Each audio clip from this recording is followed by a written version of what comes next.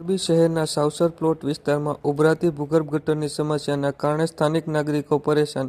બાબતે પ્રાપ્ત માહિતી મુજબ મોરબી શહેરના સાવસર પ્લોટ વિસ્તારમાં શેરી નંબર 4 ખાતે લાંબા સમયથી ઉભરાતી ભૂગર્ભ ગટરની સમસ્યાના કારણે સ્થાનિક નાગરિકો હેરાન પરેશાન થઈ રહ્યા હોય ત્યારે આ બાબતે આજરોજ શનિવારે સાંજે 6 વાગ્યે સ્થાનિક નાગરિકો દ્વારા મીડિયા સમક્ષ રોષ ઠાલવી તાત્કાલિક આ સમસ્યાનું નિવારણ લાવવા મહાનગરપાલિકા સમક્ષ માંગ કરી હતી. મારું નામ કિશોરભાઈ છે. ગટરના પાણી તો અહીંયા ઘણા ટાઈમથી અહીંયા ભરાય છે. નગરપાલિકાવાળા ઘણીવાર રજૂઆત કરવા નગરપાલિકા પણ એ કામદારો બધા અહીંયા આવે છે કામ કરવા, અને 10-15 દિવસમાં પાછું ને એ જ પ્રશ્ન ઊભો રહી જાય છે. એટલે વધીને 15 દિવસ સારું રહે છે અને પાછો વળી પ્રશ્ન ઊભો રહે છે. અમે ઘણી વખત અરજી દીધી છે, આનું કાંઈ હજી લગીને કાંઈ સોલ્યુશન આવતું નથી. અને ગટરના પાણી સતત ઉભરાય છે. અહીંયા દર્દીઓ હોસ્પિટલો છે, 2 દિશા હોસ્પિટલ, આયુષ હોસ્પિટલ, અને અહીંયા દર્દીઓ ઘણા પણ બહારગામથી આવતા હોય ત્યાં ચાલીને જવું પડે છે. આ ગંદા પાણીમાં ઘણાને તકલીફ પડે છે હાલવામાં, અને અંદર ઓફિસમાં બેસાતું નથી. અંદર એટલી બધી વાસ આવે છે, તો અમારા ઓફિસ અંદર છે તો અહીંયા અમે બેસી નથી શકતા. મારું નામ છે મનીષ, અહીંનો રાહદારી છું.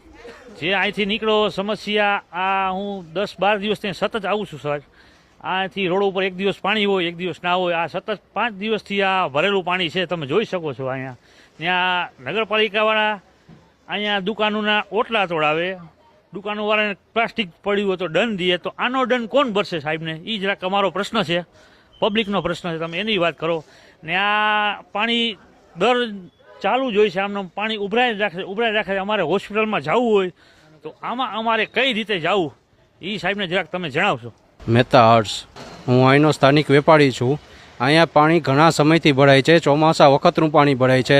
નગરપાલિકામાંથી મહાનગરપાલિકા થયું, પણ આ પ્રશ્નનો કોઈ દી સોલ્યુશન આવ્યું નથી. મહાનગરપાલિકા થતાં અહીંયા કમિશનર આવીને 500,000નો દંડ કરી જાય છે. તો આ ગટરના પાણીનો દંડ કોણ આપશે? કોને કરવાનું આ દંડ? અહીંના અમે વેપારી છીએ, અહીંયા બેસી શકતા નથી, અમે અહીંયા વેપાર કરી શકતા નથી. અહીં તમે જોઈ શકો છો કે મોટી સ્પેશિયલ હોસ્પિટલ આવેલી છે આયુષ, તો પણ અહીંયા આવું પાણી છે. અહીંયા દર્દીઓ સાજા થવા આવે છે કે માંદા થવા આવે છે, એ પણ અમારો એક પ્રશ્ન છે.